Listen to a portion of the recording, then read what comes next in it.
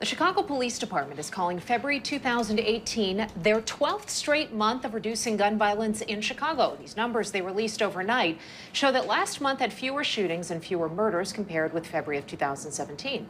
I'm joined by Police Superintendent Eddie Johnson and Deputy Chief Dwayne Betts. Good morning, gentlemen. Thank you for being with us. Thanks, Ty. Thanks So for having how us. would you characterize these numbers? I would say it's progress, room for encouragement, because this, like you said, it's the 12th straight month that we've seen a reduction, but it's not room to celebrate, but obviously it does show encouraging signs. Now, behind the numbers, there is tragedy. We do want to extend our condolences to both of you and to the department on the loss of your police commander, Mr. Bauer. Now, it's been 2 weeks since that happened. You went to Springfield to support a law in his honor. Yes. Now, how would these laws serve the memory of Commander Bauer? So what it does, it helps keep the city safe, because it will limit the number of rounds you can have in a magazine. You know, the guy that killed Commander Bauer had a magazine that held 30 rounds, and quite frankly, you don't need a 30-round clip in the streets of Chicago, and also would prohibit people from wearing body armor, you know. So I think that those things help, you know, it's a comprehensive plan to help reduce violence and keep the streets safe. We can certainly see how they apply in this particular instance, but with the vast majority of gun violence in our,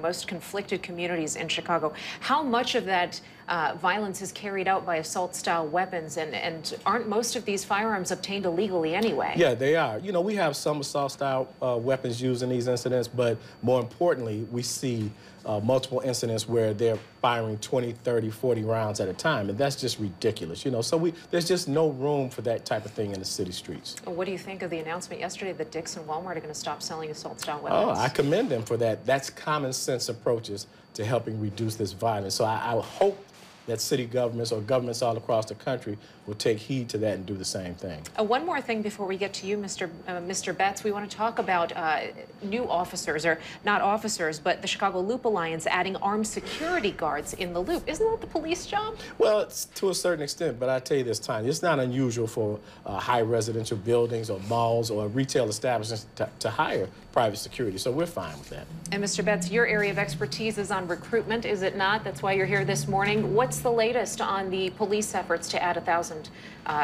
people out onto the streets? I'm glad you asked. I am announcing that the Chicago Police Department has extended the application period to March 12th to sign up online at www.chicagopolice.org and be the change that the superintendent talks about. All right. Well, I don't know about that application process, but I know the training process is real. I got a little taste of it last year. Thank you, gentlemen, absolutely. for being with us this morning.